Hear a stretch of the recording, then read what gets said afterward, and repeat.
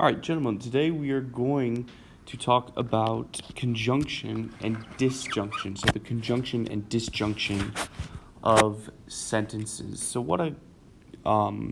remember that a sentence, we talk about a sentence is like P, Q. These are all quote unquote sentences in what we're talking about. And we're still going to use P and Q today, not in the same way that we used it in conditional statements or conditional sentences with the if and then. Remember, if we have P arrow Q, or sometimes we might also see this P double arrow like this. So when I put it in a test, I'm going to have this form, and I'll go over that today, or I will have gone over it yesterday in class. It's on the worksheet. Anyway, so what a conjunction is the symbol. It's an upside down V essentially, and this means the word and. So the conjunction is the joining of two sentences. So if I say P and Q like this, and that's how it's read. This is read P and Q. That's the conjunction of those two sentences. So we can think about then the truth value behind this. If I say the sentence, I like apples and oranges. And this is our original sentence. So our P could be I like apples, and I guess it's probably better to say and I like oranges. That is our Q in this case. So if we're thinking about a truth table, we want to make sure that our truths align with our original statement, no matter if the original statement is true or false. Because not technically speaking, I don't actually like apples. I'm allergic to them. But our truth table is in reference to our conditional. So if our P is, when we're doing a truth table, we have our P and our Q, and our P and our Q can either be true or false. And then we're going to have this P and Q. P and Q. And this is also going to be true or false depending on our P's and Q's. So our P's and Q's can be true and false. We have to list every single way that they can go together. So when P is true, Q can be true or false. So when P is false, Q can be true or false as well. We have this sort of setup. So now let's think about this sentence and whether it's true or not. If P is Q, or P is true and Q is true, then I do like apples and I do like oranges. That validates our sentence. That is true.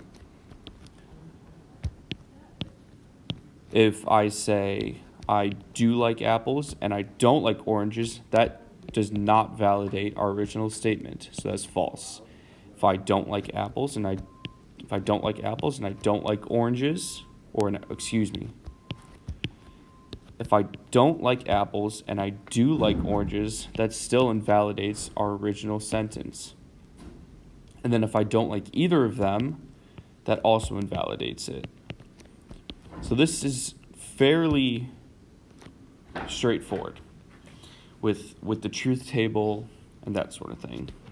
And we're going to do a lot more example of these, and it's going to get a little bit more complicated when we start negating things and how all this other stuff works. Okay? But now let's just talk about our disjunction.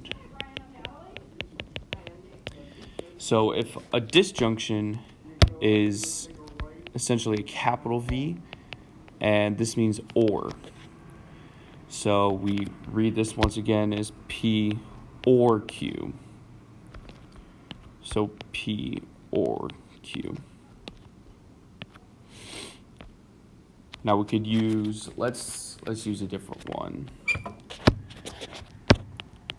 I go to work or I sleep in. Very good. Or I sleep in. So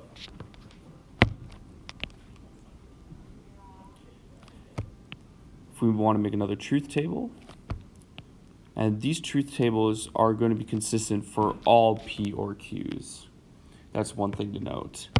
So P, Q, P or Q. Then we're going to have the same TTFF, TF, TF. And we're going to do a lot more work with truth tables. So if this doesn't make sense right away, don't worry. Don't worry. So in order to fulfill a truth in a disjunction, only one of them has to be true.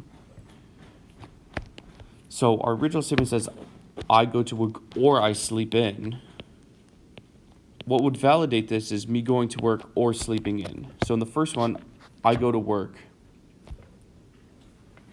is true, and I sleep in is true. So they're both true, so that validates I go to work or I sleep in. That's true.